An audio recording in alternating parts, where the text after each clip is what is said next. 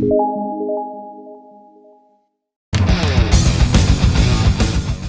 selamat datang kembali di video pembelajaran kali ini. Di video pembelajaran kali ini, kita akan membahas tentang materi lanjutan dari Java Spring Boot, yaitu REST API. Dengan REST API, kita dapat menggunakan pola komunikasi antar service yang lebih efisien. Tunggu apa lagi? Langsung saja kita pelajari materinya. Yo! Halo teman-teman, kita ketemu lagi ya di materi tentang arsitektur aplikasi enterprise. Oke, di materi ini kita akan belajar tentang bagaimana cara membuat REST API dengan menggunakan Spring Boot. Setelah di video sebelumnya, kalian sudah belajar apa itu Spring Boot dan bagaimana membangun aplikasi dasar Spring Boot. Di materi kali ini, kita akan belajar bagaimana membangun REST API server yang nantinya akan dapat diakses oleh REST client yang lain. Di dalam video kali ini, ada dua materi utama yang akan kita bahas, yaitu pertama definisi dan konsep dasar tentang REST API. Dilanjutkan nanti ada praktikum untuk melakukan pembuatan program untuk melakukan database operation with JPA. Tentu saja dengan menggunakan Spring Boot. Ya, sebelum kita membahas tentang REST API secara lebih lanjut, kita akan membahas dulu tentang apa itu API. Ya, API adalah Application Programming Interface.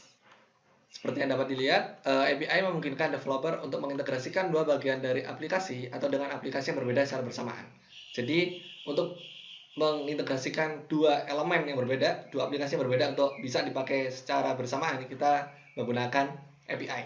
API ini adalah salah satu metode yang ada di dalam Enterprise Application Integration.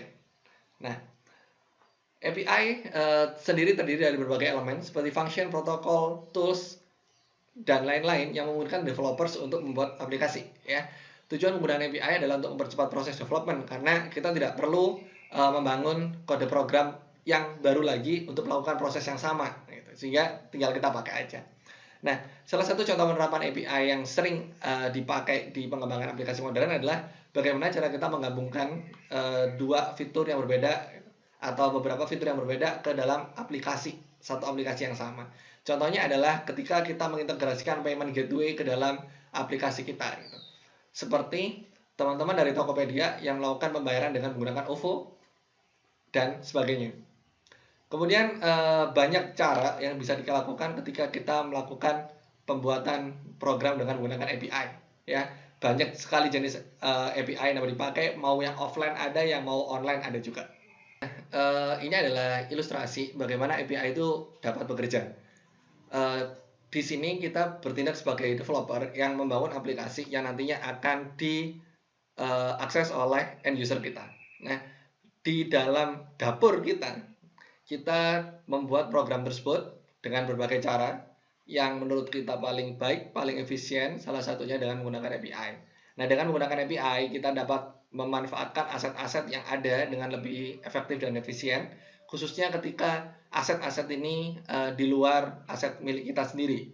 Misalnya sudah ada fungsi atau fitur yang sudah ada, kemudian tinggal kita integrasikan ke dalam aplikasi kita. Seperti yang banyak contohnya seperti tadi, melakukan pembayaran dengan aplikasi lain, atau pasti pernah login ke dalam satu situs atau aplikasi tertentu dengan menggunakan akun dari aplikasi atau situs lain. Misalnya, teman-teman masuk ke Tokopedia atau masuk ke LinkedIn dengan menggunakan akun Google. Nah, itu adalah salah satu contoh pemanfaatan API yang disediakan oleh Google untuk dapat dipakai di berbagai aplikasi yang lain. Ada beberapa perbedaan antara API dan web service. Ya, para ahli mengatakan bahwa pada dasarnya semua web service itu menggunakan API. Namun tidak semua API menggunakan web service karena API itu ada yang offline, ada yang online. Ketika yang tidak online atau yang offline itu tidak menggunakan web service pada dasarnya. Sehingga ketika kita bahas kembali ke konsep web service memfasilitasi untuk melakukan interaksi antara dua perangkat atau aplikasi melalui jaringan. Ada satu hal yang perlu diingat adalah pemanfaatan jaringan di sini. Nah, sedangkan API bertindak sebagai penghubung antara dua aplikasi berbeda sehingga bisa berkomunikasi satu sama lain baik ya dengan jaringan atau tanpa jaringan. Sehingga pada dasarnya API itu bukan web service gitu. Namun ketika kita membuat web service, kita pasti akan membuat API seperti itu. Oke, kemudian web service hanya menggunakan 3 style ya. Ada SOAP, REST, dan XML RPC. Namun XML RPC ini tidak kita bahas di materi kita kemarin karena yang kita bahas hanya 2, yaitu SOAP dan REST. Kemudian untuk berkomunikasi dengan API ya. API ini dapat menggunakan style apapun gitu. Nah, kemudian web service butuh jaringan, tapi API tidak karena API tidak harus online. Untuk perbedaan yang lebih lengkap, teman-teman dapat membaca di situs guru99.com yang ada di linknya di bawah ini. Ini adalah ilustrasi bagaimana API itu bekerja. Ya, API pada dasarnya adalah sebuah titik atau tools yang dapat dipakai untuk menggabungkan beberapa aplikasi menjadi satu dengan cara integrasi. Nah, salah satu contohnya di sini adalah ketika ada server atau data source yang memiliki layanan tersebut di bentuk dalam API yang dapat beberapa aplikasi itu dapat mengintegrasikan layanan tersebut. Nah, dalam hal ini karena ini itu andaikan ketika API ini ada di dalam jaringan, maka API ini itu dibentuk dari web service seperti itu. Namun ketika API ini itu offline, misalnya library gitu ya, library pemrograman yang kita pakai itu pada dasarnya adalah API juga, namun itu offline. Nah, inilah API yang nanti akan kita pakai. API kita menggunakan web service karena memanfaatkan jaringan, dan web service-nya kita manfaatkan teknologi REST. Sehingga untuk teknologi yang akan kita pakai di dalam aplikasi kita nanti disebut dengan RESTful API. RESTful API didasarkan pada teknologi REST yang seperti teman-teman ketahui di beberapa pertemuan sebelumnya. Dengan teknologi REST kita bisa membangun sebuah web service yang ringan, yang dapat diakses dengan mudah, dan menggunakan REST kita dapat memanfaatkan operasi-operasi khusus yang hanya ada di HTTP, misalnya post, get, put, dan delete. Nantinya kita akan membangun operasi CRUD dari data kita dengan memanfaatkan operasional yang ada di HTTP ini, ya, melalui web service-nya REST. Sehingga nanti kita akan membangun proses secara seperti ini, arsitektur dasarnya. Ada klien yang dapat mengakses API yang kita buat. Server di sinilah yang nanti akan mengolah informasi tersebut dan dapat memberikan respon terhadap request yang diberikan klien. Sehingga klien memberikan request dan server di sini akan memberikan respon terhadap request dari klien tersebut. Nah, tugas kita nanti di dalam slide ini atau dari materi ini kita akan membangun REST server yang nantinya akan dapat memberikan layanan berbasis REST yang dapat diakses oleh klien. Selanjutnya kita akan membahas tentang Java Persistent API. Nah, API ini adalah API di dalam Java yang melakukan proses penghubungan database dengan sistem ORM atau Object Relational Mapping yang teman-teman sudah pelajari di materi pertama. Sehingga pada dasarnya ketika kita membahas tentang proses koneksi database pada Java, kita membahas tentang konsep hubungan di dalam JDBC. JDBC itu memiliki 2 cara untuk berhubungan dengan database. Pertama dengan direct atau dengan statement. Nah, di sini kita dapat memanfaatkan query SQL itu di dalam program kita. Seperti kita mengakses atau memberikan akses database kepada aplikasi kita. Sehingga query kita, ya, SQL kita taruh di dalam program kita. Nah, namun ada pendekatan yang kedua yaitu dengan pendekatan indirect atau tidak langsung. Nah, pendekatan tidak langsung inilah yang nantinya akan memanfaatkan API dari Java Persistent API ini, atau kita akan singkat dengan JPA.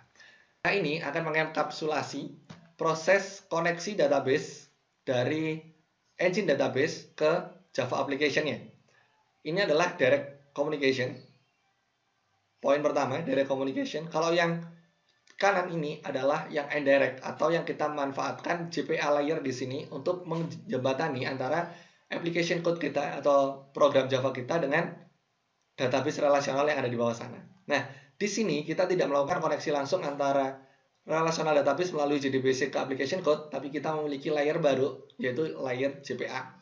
Nah, inilah layer Object Relational Mapping yang sudah teman-teman pelajari di slide sebelumnya.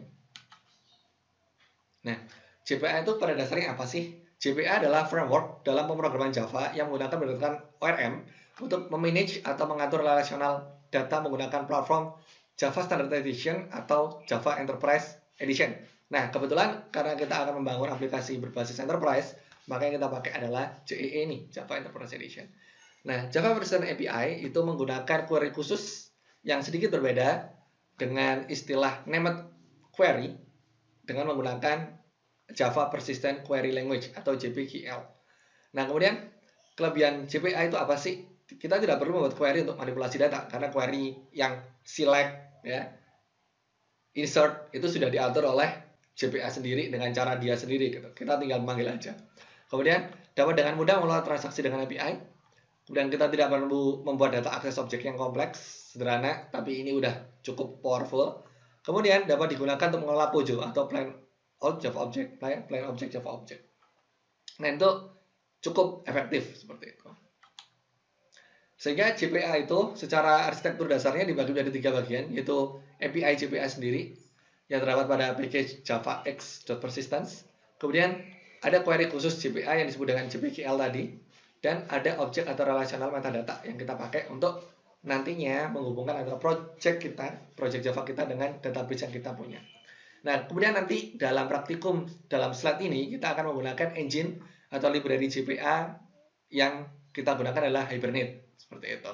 Kemudian karena nanti kita akan melakukan pemrograman dengan menggunakan Spring, khususnya Spring Boot, maka di dalam engine Spring Boot sendiri JPA ini sudah dienkapsulasi dalam interface Spring JPA seperti itu. Nah, kita sekarang masuk ke materi praktikum.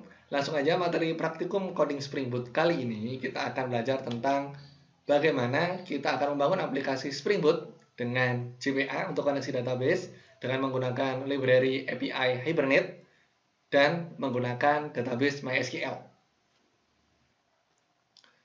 Untuk kebutuhan dasar dari praktikum kita masih sama seperti yang kemarin ya. Jadi JDK, kemudian IDE, NetBeans, kemudian server Tomcat yang sudah terinstall di dalam Spring Boot, dan juga Maven. Nah, dan satu lagi saya ingatkan, kita tetap butuh internet karena bagaimanapun service Spring Boot itu semuanya online. Kemudian yang selanjutnya kita membutuhkan MySQL, maka dari itu teman-teman disarankan untuk download dan install MySQL, boleh dari MySQL yang standalone ataupun dari XMPP server. Kemudian ada tools tambahan yang akan kita pakai di sini, maka teman-teman saya sarankan untuk download atau menginstal Postman namanya. Nah, Postman itu apa sih? Postman adalah REST client nanti, adalah aplikasi REST client yang dapat digunakan untuk melakukan uji coba REST API yang sudah kita buat nanti. Jadi ketika kita belum punya REST client beneran ya, kita belum punya aplikasi Android atau webnya, kita dapat melakukan simulasi REST API yang sudah kita buat dengan melakukan Postman dengan menggunakan Postman ini. Postman sendiri memiliki 2 versi, yaitu versi standalone yang dapat teman-teman download di dalam website resminya di postman.com, atau yang bentuknya berupa extension di Google Chrome. Caranya bagaimana? Kalau yang di Google Chrome, tekan tombol opsi titik 3 kanan di atas, kemudian masuk ke More Tools Extension, cari aja namanya Postman, kemudian silakan diinstal. Oke, selanjutnya kita akan masuk ke materi praktikum.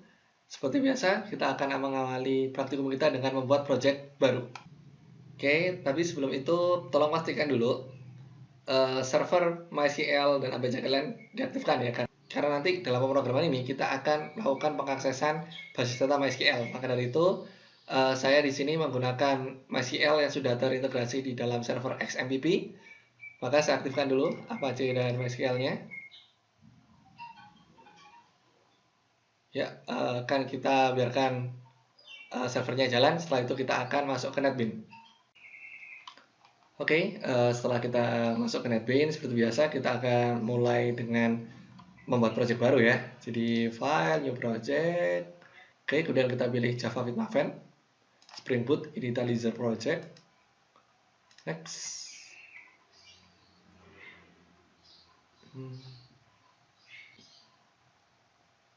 Oke, kita kasih nama seperti yang ada di slide ya, PR Spring CRUD. Oke, artefak dan sebagainya, ya kita kasih aja artefaknya namanya Vilcon. Kemudian nama programnya PR Spring CRUD ya. Oke, Java 8 masih sama. Kemudian untuk Spring Boot versionnya 2.6. Nah, untuk dependensi yang teman-teman harus tambahkan adalah Spring Web, kemudian Spring Data GBA, JDBC API, MySQL Driver, dan ada satu lagi yang perlu ditambahkan yaitu Spring Boot Development Tools. Jadi Spring Web, Spring Data GPA, JDBC API, MySQL Driver, dan Spring Boot DevTools. Oke, kalau sudah kita next aja. Kemudian untuk project name-nya kita kasih nama seperti nama project-nya, PS Spring CRUD. Oke, kita next. Finish. Oke, dan seperti biasa pembuatan project di Maven butuh waktu ya, apalagi ketika dependensi yang kita pakai belum pernah kita pakai. Jadi dia perlu waktu untuk download dulu. Oke, kita tunggu dulu proses ini. Ya, setelah membuat project baru, maka seperti inilah gambaran umum dari pom.xml yang kita punya sekarang. Ya, jadi ada beberapa dependensi yang tadi sudah kita buat. Ada Spring Boot Starter, Data JPA, Starter Web, DevTools, dan MySQL Connector. Oke, selanjutnya kita perlu memeriksa beberapa file lagi. Yang akan kita periksa adalah file namanya application.properties yang ada di other source. Ya, kita masuk di sini. Di bagian project kita, setelah kita lihat project tree-nya, formnya otomatis akan terbuka, kita akan cek di bagian other source, source main resource, default package, ada file yang disebut dengan application properties. Nah, disinilah nanti kita akan menuliskan beberapa settingan terkait dengan koneksi database dan juga settingan JPA yang kita gunakan. Oke. Nah, kemudian untuk yang lain-lain, sebenarnya di other source ini karena kita menggunakan Spring Web, maka secara otomatis Spring juga akan membuatkan folder untuk template server side template dan juga static yang dipakai untuk saat ketika nanti kita bikin web. Langkah selanjutnya adalah kita membuat database yang kita beri nama database purpose gitu ya. Dan kita buat satu tabel yang diberi nama buku dengan atribut seperti itu. Oke, saya tidak akan menjelaskan bagaimana cara membuat database ini karena saya rasa teman-teman sudah sangat familiar dengan membuat database melalui MySQL. Selanjutnya kita akan melakukan konfigurasi aplikasi kita melalui file application.properties yang tadi sudah kita lihat. Maka silakan dituliskan konfigurasi seperti ini. Pertama kita akan melakukan penulisan konfigurasi connection URL dengan menggunakan sintaks ini. Jika kalian menggunakan JDK dan NetBeans versi lama, kalian dapat menggunakan URL yang ada di dalam sini, ya, seperti dicontoh. Namun ketika kita menggunakan NetBeans dan JDK baru, mohon dituliskan penulisannya seperti ini, seperti yang di atas, karena ketika kita menuliskannya hanya seperti yang ada di bawah, pasti akan error. Maka silakan ditambahin dengan N server time zone sama dengan UTC. Kemudian untuk username dan password ini adalah username dan password dari MySQL. Silakan disesuaikan dan tolong dipastikan yang di bagian Spring JPA Properties dialek ini itu adalah MySQL 5 InnoDB dialek. Dengan settingan konfigurasi seperti ini, ya setelah selesai inilah file konfigurasi dari application properties. Silakan di-save. Langkah selanjutnya adalah membuat file model. File model ini akan kita buat sebagai entity class yang nantinya akan menghubungkan antara program Java kita dengan tabel yang ada di database. Maka karena tadi kita sudah punya tabel bernama buku, maka kita akan buat kelas entitas yang bernama buku.java. Setelah tadi kita sudah menuliskan application.properties seperti ini, kita sekarang masuk ke bagian source package, kemudian ke package utama ini. Nah, di sebagian sini kita akan membuat satu folder baru yang bernama model. Kemudian di folder model ini kita akan membuat kelas baru yang bernama buku.java. Setelah kelasnya terbentuk, maka kita akan menuliskan isi buku.java ini sesuai dengan yang ada di dalam slide. Oke, seperti panduan yang ada di dalam slide, maka kita akan buat kelas buku ini menjadi kelas entity dengan memberikan anotasi entity. Kemudian kemudian kita tambahkan anotasi table. Tabelnya kita sesuaikan di sini ada variabel yang namanya name. Kita sesuaikan dengan nama tabel yang ada di dalam database. Karena tabelnya tadi namanya buku, kita tulis buku. Kemudian kita akan membuat juga untuk dapat membuat kelas entitas ini dapat di listen oleh Spring, kita tambahkan add entity listener.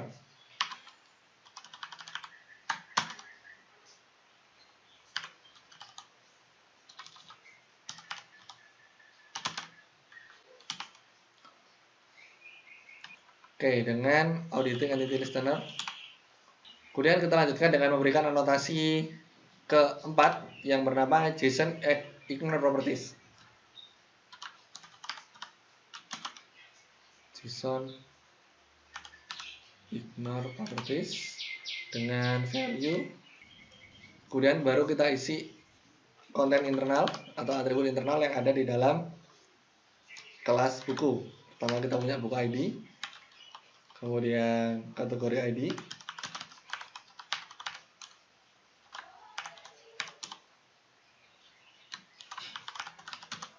judul buku, atau kita beri nama buku judul di sini.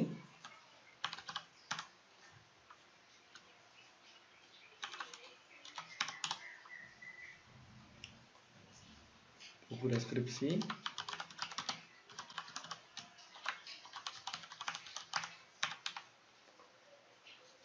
Jumlah buku atau buku jumlah.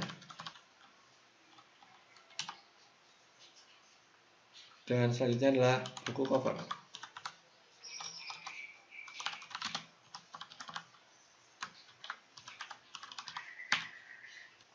Ya, kita tidak boleh lupa untuk memberikan anotasi ID di atas atribut buku ID untuk memberikan dependency injection agar atribut buku ID itu bisa dianggap sebagai primary key atau ID dari kelas buku ini.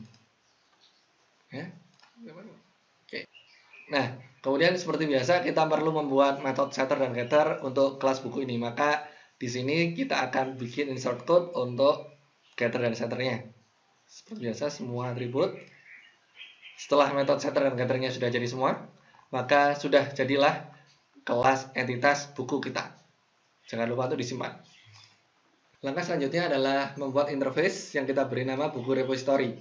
Interface ini nantinya akan menjadi penghubung antara controller dengan model agar operasi CRUD itu langsung dikontrol melalui JPA yang ada di dalam Spring. Maka sederhana saja, nanti kita tinggal membuat interface yang kita kasih nama buku repository dan tinggal kita extend kepada interface JPA repository seperti ini. Oke, kita lanjutkan. Setelah kita punya buku, kita akan buat folder baru yang nanti untuk menampung interface-nya. Kita buat folder saja, repository.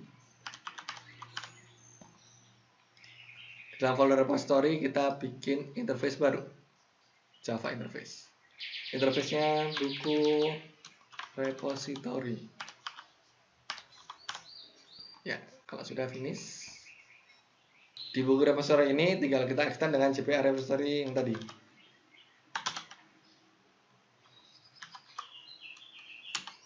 Nah, ini oke, kita extend ke JPA repository seperti ini dengan objeknya, dengan kelasnya buku dan ID-nya integer. Seperti ini, dan tidak lupa kita akan memberikan anotasi repository agar dapat dibaca oleh controller. Ya, seperti ini. Seperti biasa, kita perlu mengimport kelas bukunya. Ya, sederhana. Interface yang kita gunakan untuk melakukan proses CRUD nanti seperti ini karena kita akan langsung melakukan proses CRUD ini melalui JPA repository. Langkah selanjutnya adalah membuat exception. Apa itu kelas exception? Kelas ini akan kita gunakan sebagai kelas untuk memberikan error handling yang lebih nyaman saat kita nanti melakukan proses REST request atau REST response agar tidak langsung dikeluarkan di dalam browser atau di responnya dalam bentuk error, sehingga kita akan enkapsulasi dulu error message sehingga lebih nyaman ketika dibaca. Sehingga kelas notFound ini akan kita extendkan kepada runtime exception. Sehingga silakan bikin kelas baru aja yang kita beri nama notFound.java. Kembali ke NetBeans, kemudian kita bikin saja folder baru yang kita beri nama error handler. Seperti ini, kita finish saja. Nah, di error handler ini kita akan bikin kelas baru yang kita beri nama not found.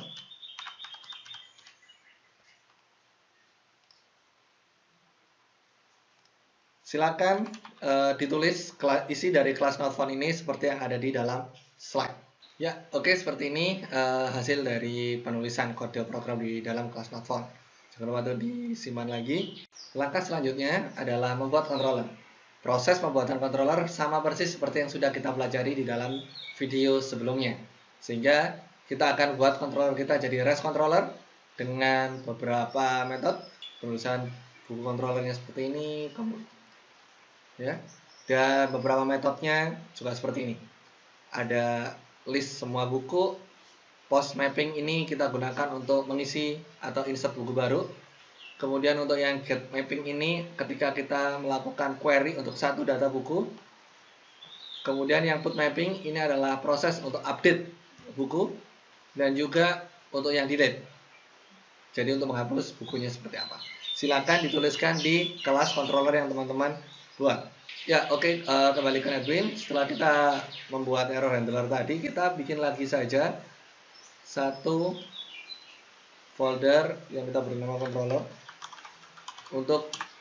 dan kita buat lagi kelas baru yang kita beri nama kelas controller. Ya, dan seperti biasa kita akan menuliskan penulisan untuk membuat REST controller berdasarkan Spring di kelas ini. Tuliskan kode program seperti yang ada di dalam slide tadi untuk melengkapi kelas controller ini. Ya, inilah kelas controller yang sudah lengkap seperti yang sudah kita lihat di dalam slide. Seperti ini. Nah, setelah langkah ini teman-teman lakukan, langkah selanjutnya adalah mencoba program ini dengan cara run. Dan seperti biasa, jika sudah sampai seperti ini, maka ini artinya program kita sudah berjalan dan kita siap untuk mencoba. Setelah ini, teman-teman memerlukan bantuan aplikasi Postman. Maka silakan dibuka aplikasi Postman-nya. Ini adalah proses untuk get mapping. Kita akan mencoba mendapatkan seluruh data yang ada di database. Untuk mencoba API yang sudah kita buat, sebenarnya kita bisa mencoba API tersebut melalui browser. Langsung saja seperti sebelumnya, kita akan melakukan pemanggilan API tadi dengan cara memanggil API dari buku, ya. Sehingga ketika browser menampilkan API yang dibangun melalui Spring Boot tersebut, keluarannya akan seperti ini. Ada dua data, karena di data saya ada dua, dengan cara seperti ini. Sehingga kita panggil aja melalui alamat localhost 8080 seperti sebelumnya, yang kita bangun mappingnya melalui ini, seperti itu, melalui API dan buku. Nah, namun kalau get memang bisa kita lakukan dengan browser biasa. Namun yang menjadi pertanyaan selanjutnya adalah bagaimana dengan menambahkan data, bagaimana mengupdate data dan delete data. Karena pada dasarnya ketika kita menambah data itu menggunakan post. Seperti yang kita ketahui, metode post tidak dapat dilakukan melalui address bar atau URL secara langsung. Post akan dikirimkan oleh request body, maka dari itu kita memerlukan bantuan aplikasi untuk mensimulasikan bagaimana request tersebut dilakukan. Maka dari itu kita butuh Postman. Seperti inilah tampilan antarmuka dari aplikasi Postman. Aplikasi Postman yang saya pakai untuk slide ini adalah aplikasi Postman yang sifatnya standalone. Untuk bikin request baru, kita langsung saja kita coba dengan cara menekan tombol plus di sini. Nah, ini adalah menu untuk melakukan simulasi di dalam Postman. Nah, di sini karena namanya untitled request ya, karena kita belum beri nama, langsung aja gitu. Kita coba melakukan get dengan cara yang tadi.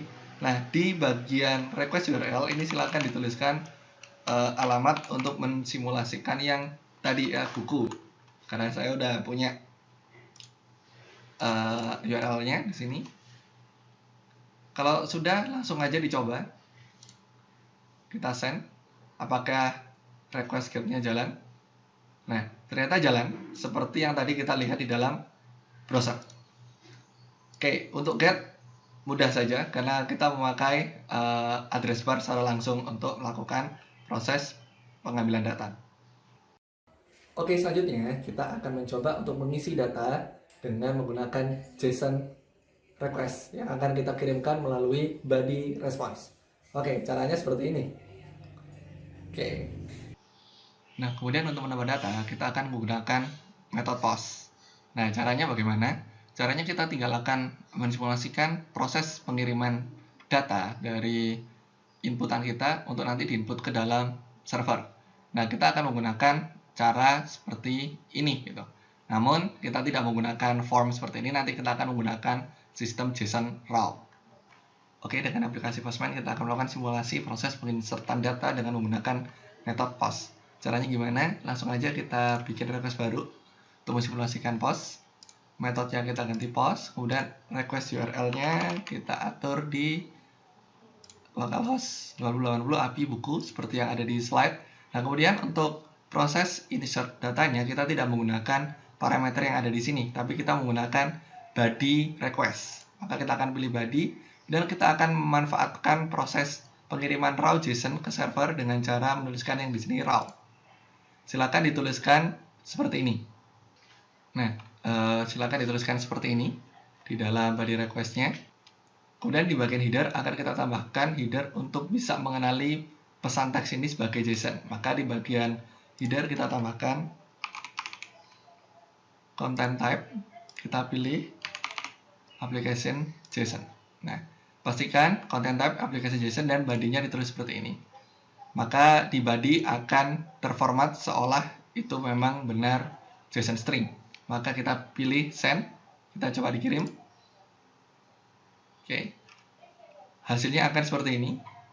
Dan ketika kita ingin mencoba apakah berhasil atau tidak, kita cek aja di bagian get, kita send ulang, maka terlihat ada data yang baru kita tambah tadi. Oke, dengan ini kita berhasil melakukan proses pengambilan data dan pengiriman data. Nah, kemudian gimana nih untuk yang update dan delete-nya? Silakan dicoba dan temukan jawabannya sendiri.